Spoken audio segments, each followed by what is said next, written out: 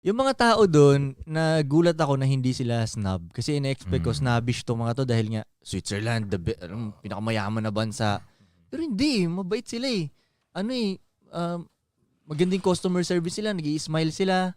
Alam mo yun, ganun Napansin sila. mo ba doon na pagtatawid ka, lahat sila papatawarin ka talaga agad?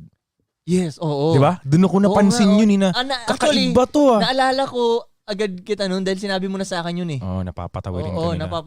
nakakailang tuloy. Oo, kailangan mo magmadali kasi malayo ka pa. Gusto mo mag-chill Hihinto sana, na sila. alam mo yun, maglakad. Oo. Huminto na yung kotse. Alam mo yun, alam ka naman bagalo mo pa yung lakad mo. Oh, mahilig pa naman Naigets ako mo, tol? mag-picture. Naigets mo? Yung hinto ako sa gitna, mag-picture ka muna. Hihinto siya.